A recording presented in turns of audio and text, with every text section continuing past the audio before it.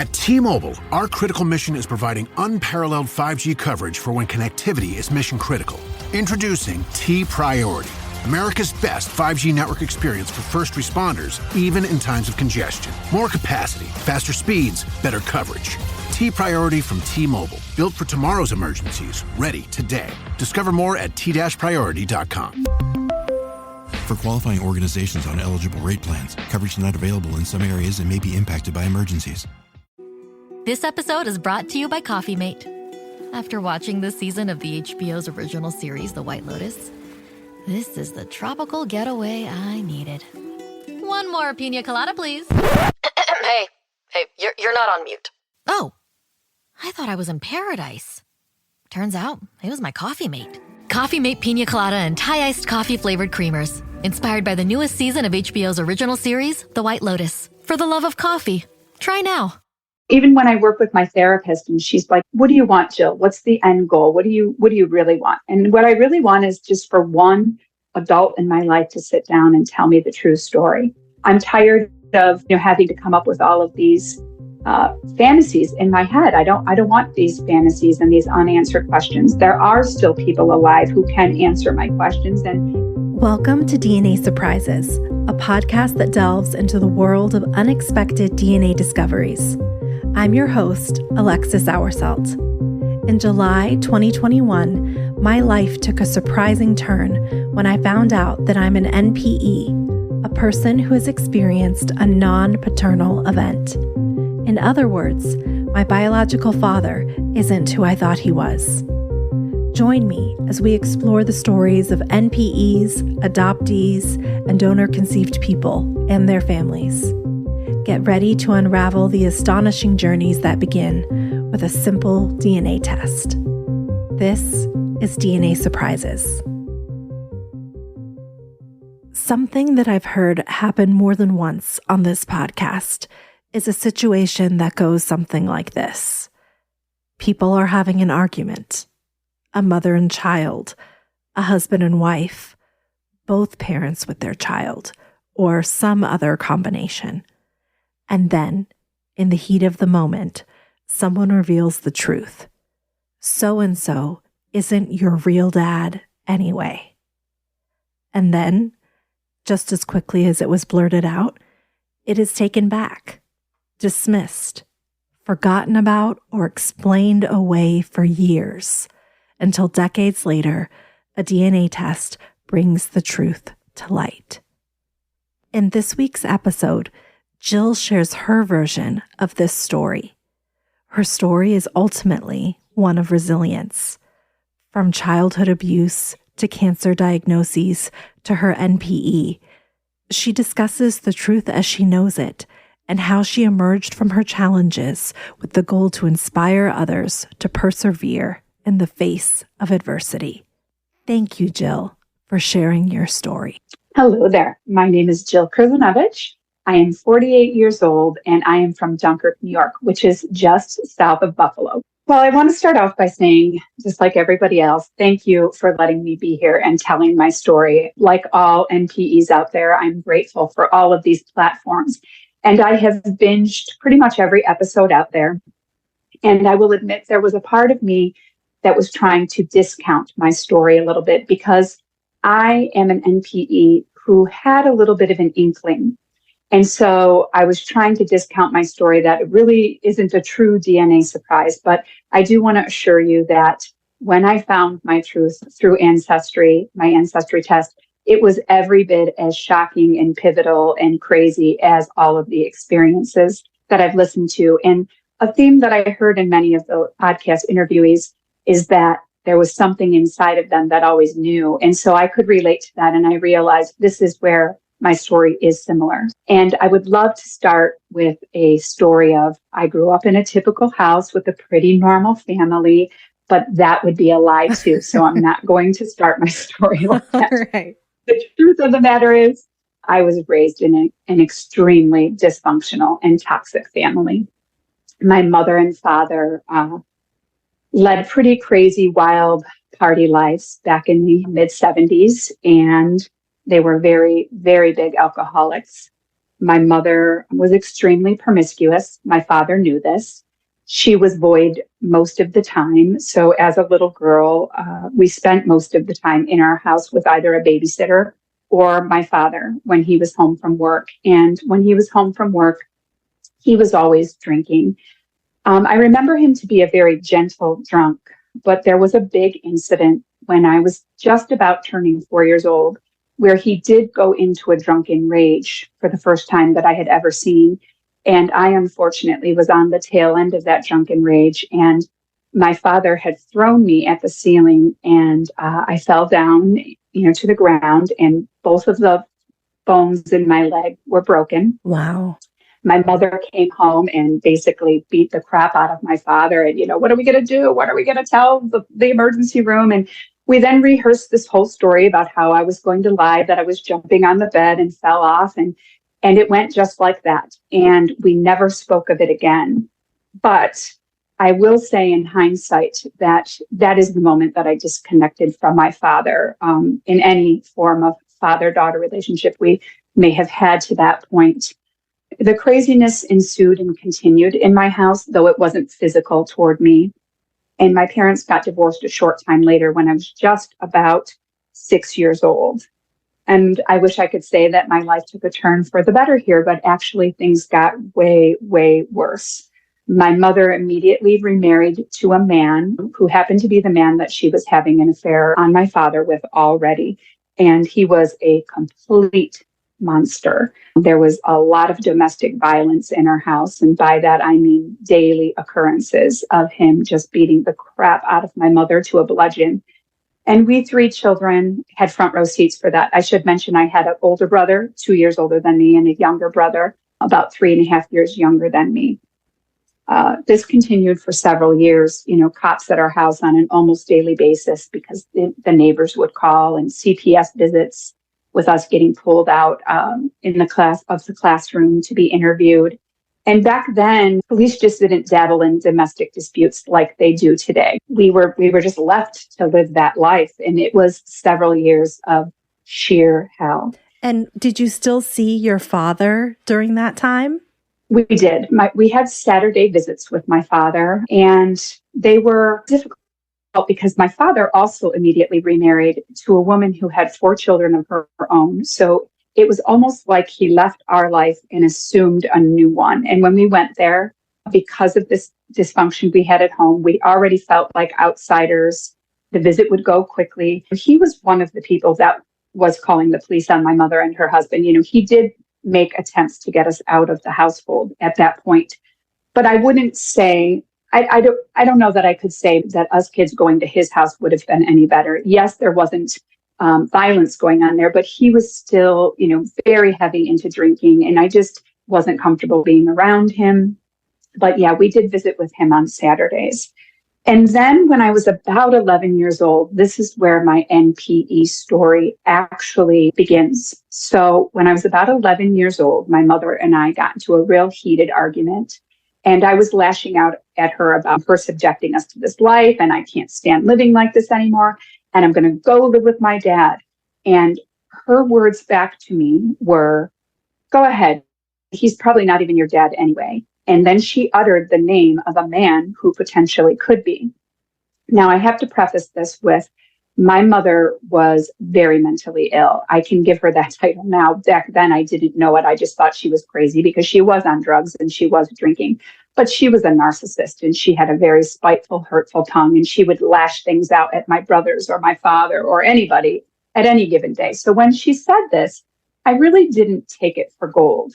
And the reason I didn't take it for gold is because my little brother, the one that is 3.5 years younger than me, is an NPE. And it was public knowledge. He knew his story from when he was very little. We knew that my dad was pretending to be his dad. And as a matter of fact, when I advance in the story here, my older brother and I leave the house, but my little brother doesn't, because it's public knowledge that he doesn't belong to my dad. So when she says this to me, I don't really take it to heart. I'm just thinking, okay, lady, I'm sure that's the case. But I did, in fact, ask her about it the next day. And she denied that she had that conversation with me. She said that she had never said those things. And it literally was tucked away and never spoken about again. Wow. Which, of course, it made me come to the conclusion that there must be no truth to it, because she told my brother his story at such a young age when he couldn't even understand it. And if it was public knowledge for him, if mine was public knowledge or the truth, there would be some more meat to the story, if you will.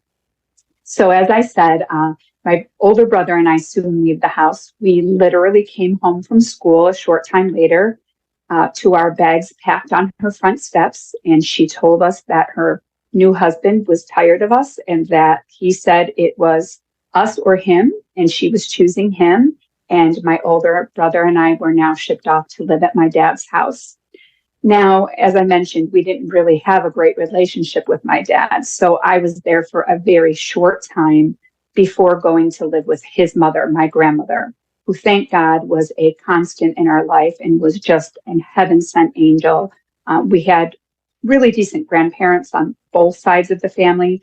Neither were very successful in getting us out of the household, even though I know it was their wish and dream to not have us there as well. I mean, for whatever reason, we just were stuck there. But so when I was about 13 years old, I moved in with my dad's mom, and I legally emancipated myself from my mom and my father. I had had it. I didn't want to be associated with that toxicity, and my grandmother was in full support. My parents also signed up very easily. At the time, I guess I didn't realize why my dad was so eager to sign the papers. And I became a ward of the court. And basically, the government started taking care of me when I was 13 years old. And I would essentially pay my grandma rent money to care for me. Wow. And they gave her government help to help feed me and stuff until I went off to college when I was 18. So I do have to say that my relationship with my mom and dad was not severed, but it was very estranged off and on. I would talk to them for a couple of years, and then I wouldn't talk to them for a couple of years. When I graduated from college, I had no connection with them, but several years later I did. So even though I emancipated myself from them and tried to distance myself from that toxicity as much as I could, I definitely had on-off relationships. And it did help that years later, my father did give up drinking, and he's been sober now for 30 years. Now, I can't say the same for my mother. My mother just continued on her downhill spiral and trajectory of drinking, and her life has just always been a real hot mess. But in these years of estrangement from them, I really never gave too much thought about the fact that I could potentially be somebody else's, to the point that I had very light eyes. My father, who raised me, had light eyes. I ended up getting diagnosed with a very rare head and neck cancer. Well, his mom, the grandma I lived with, didn't have the same one, but she also had a head and neck cancer. And in the back of my head, I was building this case for, if there ever was an itch or an inkling in me, I was building a case for, okay, my mother must have lied that day, because there's just things here that prove he must be my dad. Another icing on the cake was my youngest daughter. She could read sheet music from a real early age and play multiple instruments. And my father, who raised me, or had a part in raising me, we should say, he was very musically talented and also could read sheet music and stuff. So I spent the next couple decades building this case that, there must not be much to that, and that he's my father, and that's the end of it. You didn't have the feeling so different. I look so different. My dad had brown eyes and I had blue eyes, and it didn't make sense. And the cancer piece is very interesting, because we hear so much about the medical component, when people are confused or they have their DNA surprises, but then you had that kind of reflected right back to you. You were able to make that connection and build your case, like you were saying. Yeah, it's so crazy. Now, mind you, I was diagnosed with cancer in 2013. And as I mentioned, it was this really rare form of head and neck cancer, to the point that I did have to have an extra extensive health history done, because they were trying to figure out what was going on. Now, mind you, neither my mother and father were actually both semi-present in my life at that time. And neither were like, hey, we might want to talk here. And I myself did not even for a second go back to, oh my God, maybe, just maybe somebody else's medical history belongs here. I gave the cancer hospital my information without skipping a single beat. Like it is what it is. And, in hindsight, I guess I do question, like, wow, how did they both sit there and act like nothing when that could have potentially been something very, very important at the time of my diagnosis? But that's neither here nor there, I guess. I continue on, and I have to say, I think everything changed 2020, 2020, the big year that we're all going to remember for various reasons. But for me, it was actually slightly prior to the pandemic. So I had mentioned that both of my parents were alcoholics. And in 2020, my mother actually drank herself to death and died of liver cirrhosis at the very young age of 67. I had not spoken with her for 4 years' time, and she lives 1 mile down the road from me. So it was very difficult to uphold that boundary, being that we're in the same small town. And her sister had drank herself a few years prior to her to death, liver cirrhosis as well, at the age of 62. So come 2020, actually it was just before 2020 hit, I had decided it was time for myself to stop drinking. Now, I was more of a social drinker, but it did start escalating. And I was thinking a lot about the patterns of my father, who eventually became abusive, and my mother, who just died from it. I was one of those people who I could drink a bottle of wine in one evening and be giggly entertainment. And it started to become more and more often. And my daughters were young adults in their late teens. And I just thought, I need to be setting a better example. So in 2020, I embarked on my own sobriety journey.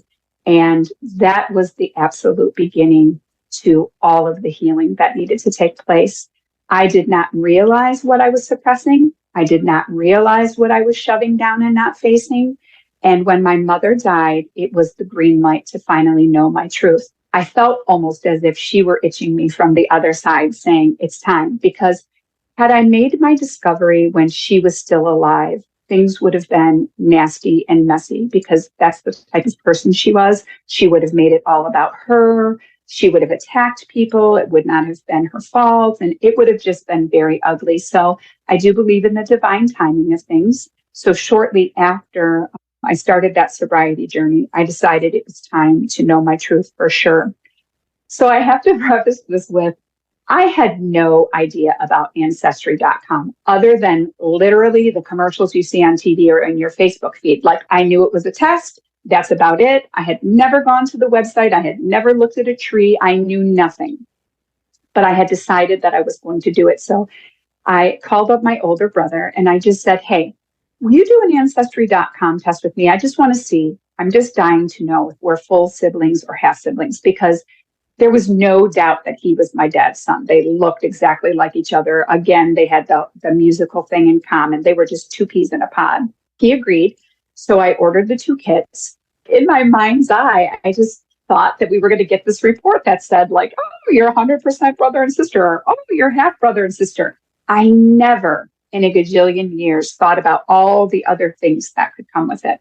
So we do the test. We mail it in about a week apart from each other. So in August of 21, I'm sitting home. It's the evening. I'm by myself. I get the ding on my email. I have my laptop on my lap. I'm aimlessly scrolling, and it says, your ancestry results are ready. And I really initially didn't even get excited, because I knew my brother's results were not going to be in at the same time, that his would be a little delayed. So I was kind of like, what the hell are they going to tell me at this point? But then I remembered that, you get your heritage and stuff. So I'm like, okay, I'm going to click on the email. And I get to the site, and as you know from seeing it, there's all kinds of tabs up there. I didn't even really know where to go, but I saw like your heritage or whatever. So I click it and I see my little pie, and my pie basically says that I am mostly Irish and Polish. And that was not news to me. I knew that I was mostly those things or of those things. But I did kind of find it funny that there wasn't anything specifically German listed there, because my dad had always prided himself on being very German. He knew a lot about his own family's history from Germany. And so that part did kind of raise a tad bit of a red flag, but I didn't think too much about it because I thought, well, Germany, Poland, they're pretty close. Who knows, who knows where his ancestors are really from? He could have been misinformed. And then I saw the tab that said, your DNA matches. And again, all the way up until this point, I'm thinking my brother is going to be the only person who's going to be in this archive. I wasn't even thinking. And in that moment, I said to myself, duh, of course other people have taken this test who are from your family, So I click and there populates my list. So things change with Ancestry.com all the time. But in 2021, the list already populated according to who had the highest percentage of matches. I look at the list, and the very first match is my mom's sister's daughter, so first cousin. And then under that, I have some more first cousins and other people. And all of the names that are populating are matched to the name of the man that she dropped when I was 11 years old. What are you thinking? Thinking when you see that? Oh my God. So I didn't tell you the real icing on the cake here, which is the man's name that she dropped was one of my father's best friends from back in 1970. Not only was it one of my father's best friends, it was my father's best friend who had been raised as his neighbor his whole life. These people, the neighbors, still lived exactly next door to my grandmother who raised me. So what this means is my grandpa and grandma, who I grew up with, my real grandpa and grandma were right next door the whole entire time. So immediately I have this yin and yang feeling, I'm feeling validated, like, holy shit, I think I knew this all along. And I'm having all these flashes to all these little clues that were there. And then I have this feeling of disgust, like, oh my God, who the hell knew this? Did my father who raised me know this? Did his mother, my sweet, sweet grandmother who raised me and who I loved and who laid on her bed and told me all of these stories about her people and her upbringing, did she know that she was laying there with a little girl who didn't even belong to this family? And just like everybody else, I had the body tingling. I had the out-of-body experience. I couldn't move. I couldn't talk. I barely texted my husband and said, get the F home. My ancestry results just came in. And I swear it felt like a nanosecond before he was through the door. Like he just knew I need to get there fast. It's so crazy because it was such a feeling of validation, but it was also just such a feeling of lie and deceit and disgust.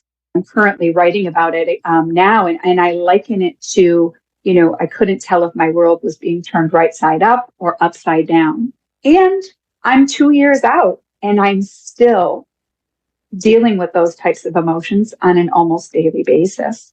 So I reach out to my brother. I'm like, okay, well, I guess we don't even have to wait for your results to get in because I just got my answer. Dad is not my dad.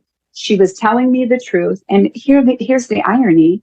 This woman who I had a horrible relationship with my whole entire life was ultimately the only one who ever actually told me the truth. And had she not said that in haste that day and given me a name that day, I may never know what my truth was. I may have never figured it out or had this inkling to take this test. In 2020, at that same time that I began my sobriety journey, I started writing. In 2022, February of 2022, I self-published a memoir called When the Apple Falls Far from the Tree. And I basically wrote a story about how, you can be raised in adversity and still choose to come out on the other side. It's all about self-love and self-loyalty and understanding we do not have to be like the families we are raised in. And I wanted to help other people who might be living in those situations understand that the choice is ours. And I had no idea that upon publishing that book, that I was literally starting the next chapter, which was going to be this whole ancestry discovery. The whole thing has been absolutely surreal. Lowe's knows that free is just better. That's why MyLowe's Rewards is free to join. As a member, you earn points towards MyLowe's money on eligible purchases, get exclusive free gifts, and earn free shipping at Silver Key status, all on top of weekly member-only deals. Don't wait. Join MyLowe's Rewards for free today and start saving more. Lowe's, we help, you save. Loyalty program subject to terms and conditions. Details at lowes.com/terms. Subject to change. This episode is brought to you by State Farm. From your morning podcast to your afternoon playlist, State Farm knows you personalize your entire day, and that's why State Farm helps you personalize your insurance with the State Farm Personal Price Plan. It offers coverage options that help protect what you care about most at an affordable price just for you. Like a good neighbor, State Farm is there. Prices vary by state. Options selected by customer. Availability and eligibility may vary. What did your brother say when you told him, okay, I don't even need your results, I've got the truth? What was his reaction? Well, there is a chapter in my book called, that's when it gets published, it's going to be called The Last to Know. And I will tell you that both of my brothers said to me, well, are you really that surprised? I thought you kind of always knew this might be the case. And I was like, oh my God, I know I didn't know this was going to be the case. And then I basically said to them, yes, I'm not surprised in that mom was promiscuous. And we already knew we had one brother that didn't belong to my dad. But I really just thought because his story was so well known that if I were the same, mine would have been too. And I said, I spent an entire lifetime building a case that dad was my dad, and for this reason and this reason and this reason. So while I shouldn't be shocked, I'm still very shocked at it, but they were comforting, but also like, yeah, we're definitely not surprised about it. So as I found out, and currently now still to this day, I'm still estranged from my father that raised me. We don't talk. He was not happy about me finding out the truth of the story with his best friend. And he's not happy that I'm writing yet another memoir detailing the story. Now, mind you, I do write in a pen name. I do not do it for anonymity. I do it out of respect to the people involved in the story. But obviously, anybody who's close to our, circle of family or friends knows who these key players are. But I just feel like when I look back on all of these things that have happened throughout my life, it's just this. I just have this knowing, this purposeful knowing that, I'm meant to go first and I need to share how I got through these things because, I too have followed behind people like you who are 2, 3, 4 steps ahead of me in this game. And this is what gives us the tools to navigate and go forward. And I just, I had a friend once say to me, Jill, you're going to help so many more people than you're going to hurt. And I was like, damn, she is right. Ooh, I'm going to piss off maybe 1 or 2 people, but I'm going to help a lot of people who are like, oh, I needed this support. And it was the permission slip to kind of go forward and tell my story. And I refused to be a dirty little secret. I did have the privilege of sitting down with my biological father. He was willing to meet with me. I told him the story. He was not in denial. He claimed that they were all pretty much crazy partiers back then. And I know that. He claims he didn't know, but like his parents were really close to me and good to me as my grandma's neighbors back in the day, like closer to me than they were to my siblings. And it's like, oh, part of me just feels like everybody, even if they didn't know for sure, I think all of the people at that time definitely knew there was a chance and they were covering their ground in case that could be the case because I strongly believe that my biological grandparents knew the truth of me in hindsight, and I'm going to stick with that belief. I don't know that I will ever get the answers because, as I said, my biological father said he didn't know and that my mother never told him. And I don't know that I will ever have the chance to sit down with my raised father and hear the truth or his side of the story because there's just so much shame in it for him that he's never been comfortable talking about my mother or his feelings. Yeah. Can you take me back to what led to the estrangement with your raised father? Were you already estranged when you went to him with this truth? Or is the surprise what kind of put you into this place of distance? Well, I was estranged from him before I started writing the book. So I actually haven't spoken to him since prior to COVID. So we're actually coming up on 3-4 years of not speaking. He knows of my discovery, but only through my brother telling him, look, she knows, she took a test. We have never spoken face to face about the whole thing. When my book did hit and there were some like press releases around town and I did some book signing around town and stuff, my younger brother, who is the only one that speaks to him, basically was telling me what his reactions were to things. And he was really upset. And my father actually said, who the hell does she think she is? Oprah Winfrey, getting out there and talking like this. And I remember joking with my little brother, and I said, oh God, he's really mad. But then I thought, shame on him for not thinking that I have the caliber to make a change and a difference like Oprah Winfrey, because you shouldn't have participated in this story if you didn't want it to be known, and that is not to say that clearly back in the 70s, when my mother's living this life, feeding him lies, and he's taking all of us kids under, his wing and playing the role of father for lack of being embarrassed that his wife is out sleeping around. I know he made that choice that day in good conscience. However, I feel like there has been so many opportunities, especially with him and I never having your typical father-daughter relationship, where he could have just said, Jill, let me tell you what really happened, and you do what you want with this truth. But, here's the truth of my relationship with your mother and what might have been. And I hope that maybe someday my raised father and I can be adults and sit down at the table and say, look, maybe there is no moving forward from here for you and I, because let's face it, we just spent the last 3 decades fizzling out anything we had going for us. And again, not that there was ever anything close, because ever since that abusive episode when I was a child, it was a very awkward and kind of forced relationship.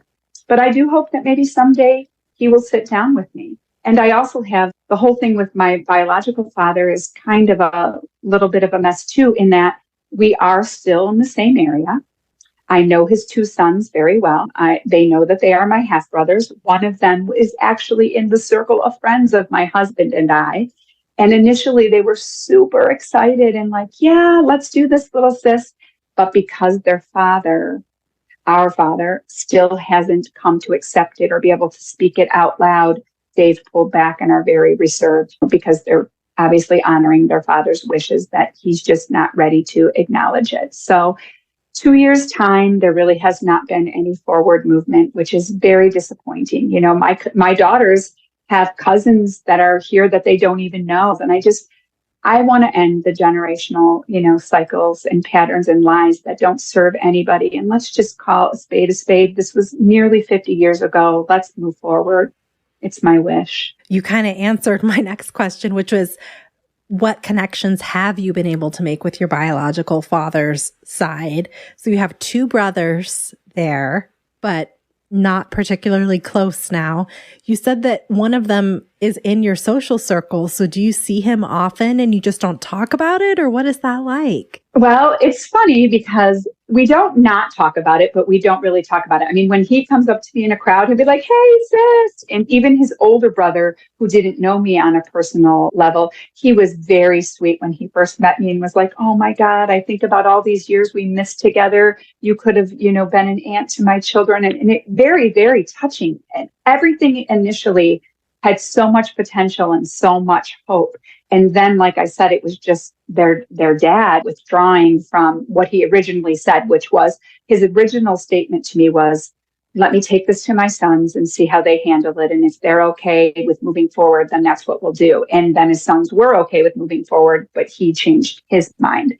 I had to deal with the fact that, so not only are my brothers I had been raised with my whole life, they're both half brothers. Now I just acquired 2 half brothers. I have no full siblings. And I often hear people talk about this on the podcast. Somebody who's not going through it can't understand how sad that feels. It just feels really sad that, yeah, I'm partially related to all these people, but nobody is a full sibling. I have 4 freaking siblings, and not one of them is my whole brother. My biological father's sister was willing to speak to me when this all went down, because her daughter was one of the ones that connected to me as a first cousin. So she was one of the first people I was texting back and forth with regarding the ancestry discovery. And she was very open and honest. And, pretty much everyone from that time frame does recall a possible affair going on. And it wasn't like 100% news to them, but they did not know that I was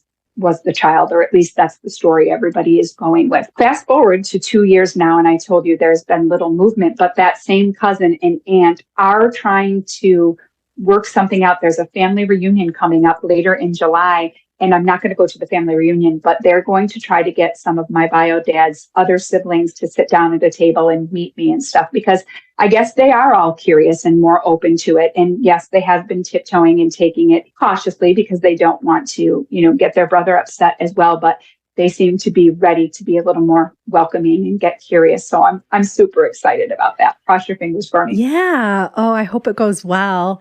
What questions do you have going into that? If it happens, I hope it will. I'm just going to talk like it is. When it happens, what questions do you have? Yeah. I'm definitely going to be so bold as to say, did any of you have an inkling about this? Because I really do think there is more to what happened. I don't think it was a one-night stand. I think it was a short-lived affair. I really am going to be curious to ask them about my grandparents. Am I crazy in hindsight, looking back and thinking that your parents were so close to me? And, I can remember them coming and giving me money and stuff as a kid to, go to the pizza parlor or the ice cream parlor. And again, this wasn't happening with the other kids that were hanging out at my grandma's house. And there were other grandchildren there. So I feel like I'm crazy, and these people may hold the key to helping me, quench some of that. And maybe they can and maybe they can't, but I will be bold enough to ask the questions and say, hey, did any of you have an inkling? Do you think I'm crazy here? Or do you think there's a chance that maybe your parents might have known? And even crazier, my grandma and those grandparents, they picked their cemetery plots together. So when I go to visit my grandparents, my biological grandparents are 10 feet away from their graves. So I've been going there, for the past 2 years now and visiting both sites and just saying, please, all of you, help me make sense. Why was I meant to know this now? What am I supposed to do with it? Yeah. I feel very, very much a longing to connect to them. But I don't expect my biological dad to step in and try to be the dad I never had. That's not what I'm looking for at all. But for Pete's sake, let's be friends. Let's know each other on some capacity. You're the biological grandfather to my beautiful daughters. They should get to at least sit at a table and meet you once in their life. Was your biological father in your life as your parents' friend, as your dad's best friend throughout your life? Like, do you have memories of him? I do not. And that's the interesting thing. And I point blank asked him about that because I do remember all of my aunts and uncles being in and out of my grandma's house and very visible and present, but not him. And I basically kind of called him on the table about that. I said, listen, you were friends with my dad, and then you weren't friends with my dad, which tells me something bigger happened than what we're talking about. There's like all of these pictures of my dad together with him and stuff, and then a point where it just stops right around when I was conceived. And his answer to that was, no, we didn't really have like a blow up or a falling out. I just moved away. And by moved away, he means 30 miles down the road to a different town. And, I just didn't come back and hang out anymore after that. I grew up and got a big boy job, and the rest of them all kind of just started partying. So in hindsight, no, he was not around his parents' house, hardly at all. Because guess what? I was always there. I lived there for a good chunk of my time. So I imagine if he did in fact have any inkling, he wouldn't want to be coming and hanging out in those parts if there was awkwardness. And again, that's just another one of those things that makes me think people knew more about this story than they're letting on. And I hope all these years later, I can get some answers. Yeah. How does it feel to look back and realize that you were kind of around your biological family all that time without knowing? Because that's something that some NPEs and people in the DNA surprise community can identify with, right? Where it was a family friend or that kind of thing. And then other people, myself included, no idea, had no connection. So what was it like for you now reflecting and going, oh, I did know my paternal grandparents? How does that feel? Yeah. It feels very cool. I'm very, very fortunate for it because regardless of what their family dynamic may or may not have been like, from my perception on the outside, they were a loving family. They were always together. They were always gathering for meals. My grandparents were awesome. My biological grandmother died young when I was like 8 years old. And then my grandpa that raised me died when I was 13. So my grandma that I lived with and my biological grandpa next door, they were like buddies. She would bake for him and he would come over and fix her door if it fell off the hinges. I knew my biological grandpa probably the best out of all of them. And I feel extremely fortunate that even though I had never once looked at that man and thought, oh, maybe that's my grandpa. Even after my mother had planted that little tiny seed when I was 11 years old. But how damn lucky am I that when I go to his gravesite and I talk to my grandparents, that I have that memory, and it's a sweet memory, and I'm super, super thankful to have it, for sure. Yeah. What has helped you process and work through this discovery now that you know?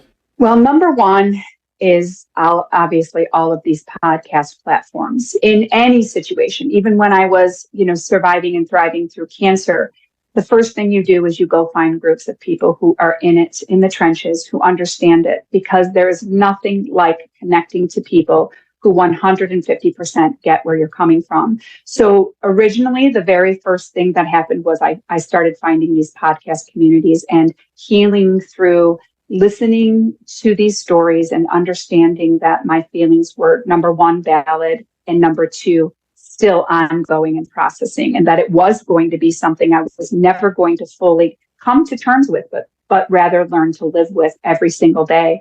And then for the first time in my entire life, about a year ago, I started formal therapy.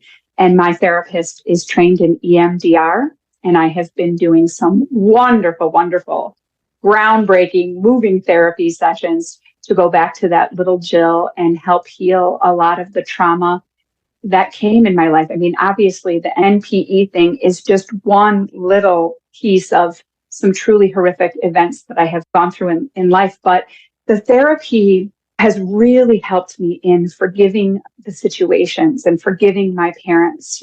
I had written my first memoir thinking that I was writing about the mother wound. And I had no idea that really I had a mother wound, I had a father wound, I had a sibling wound, because my brothers and I were never even allowed to be brothers and sisters. We were in survival mode our entire lives, not even understanding how to be brothers and sisters. To be robbed of all of that, there was a lot of processing and healing that needs to be done. I'm still deep, deep, deep in that work. And I'm so thankful that I finally gave myself permission to go to formal therapy and start processing it. Because like I said, I definitely feel called to share this journey with others so that they can understand that, healing is there. If you're ready, healing is there for all of us, for sure. I spent a lifetime dealing with a mother who was very mentally ill. And as a child, I was confused about that because she appeared to just be drunk or on drugs. And I didn't realize what she was masking and covering up. If there's anything I've learned through this whole uncovering and this processing, it's that secrets really do make us sick. And even with my own cancer journey, I wondered what kind of wake-up call that was supposed to be for me, and it was a wake-up call because my life ended up changing quite drastically after that journey was over. So I encourage everybody to do the hard work of digging deep and putting an end to the lies and trauma and cycles that live within our families, because if we don't actively choose to be the one to stop it, it just goes on to our children and the next generation, and it's just not fair. Mm-hmm. That's so well said. And I know that you are writing about your story now. And perhaps by the time this podcast is released, your book will actually be out. So if anyone's interested in your first book or your upcoming book, where can they find you? Oh, thank you for letting me put that in here. So my first book, as I mentioned, was a memoir about just a crazy, my cancer journey, my sobriety journey, my weight loss journey, my childhood trauma. It was just a memoir that basically covered all facets of my life. And if anybody is just looking for general inspiration of how to get to the other side of, terrible things, that's a great read. And the book is called When the Apple Falls Far from the Tree, Discovering the Gifts Within the Chaos. And that is written in my pen name, which is Margot Riley. You can find that book on Amazon, or you can go to my webpage, which is justbeingjill.com. bjillcruisenavich.com. There's a tab up there that says my book. You could even get the first chapter free to see if it's something you're interested in. And of course, go ahead and subscribe to that page if you go there, because all the info about my upcoming memoir, which is going to be called When You Shake the Family Tree, which is going to be all about my DNA discovery. I've been writing right through the whole entire thing, this entire 2 years. So I'm hoping it will be a helpful compass, if you will, for others who are navigating these waters. And that will also be published in my pen name, and all of the information about when that's released will be on my website too. So again, that's justbeingjill.com, and the books are published under Margot Riley. All right. And I'll be sure to link those in the show notes too for anyone that wants to have a direct link. What advice do you have for a parent who is keeping a DNA surprise from their child? Have the conversation. I understand that it's difficult to know when is the right time. Is it 16? Is it 18? Is it when your daughter is diagnosed with cancer? But all I do know is that the conversation has to be had. Though you may be navigating hard waters, you will get through it. And I think you will get through it a lot easier than you will if the lie comes out in a different way, in a way that people are not prepared for. I think everybody deserves their truth. So have the hard conversation. What advice do you have for someone who just uncovered a DNA surprise? Buckle up. Buckle up. And just go with your gut and have hope. It's going to be so many ups and downs, and you need support, possibly a therapist. I'm glad to have mine there. You need the supports of these podcasts and the people who can nod along and understand. But it's a ride worth taking, as messy as it is. I'm so glad for my truth. And I know that there are some people out there who may still be in the spot where they're not ready. And I respect that we're not the same people and our situations are different. But I will also go on record as saying I have no regrets, and I'm glad that I know who I am. Jill, thank you so much for coming on the podcast and sharing your story. I just love hearing your perspective. You are so compassionate, I think, to everyone involved, despite everything that you've been through. And it's really admirable. So I wish you the best, and please keep us posted on your book and meeting your family. Oh, thank you so much. Thanks again to Jill for sharing her story. If you'd like to read Jill's first memoir or get alerted for when her NPE story is released, visit justbeingjill.com. And if you have a DNA surprise that you'd like to share, please submit your story at dnasurprisespodcast.com. Until next time. This episode of DNA Surprises was hosted, produced, and edited by me, Alexis Auerselt. It was mixed and mastered by Josh Auerselt of Siren Recording Studios.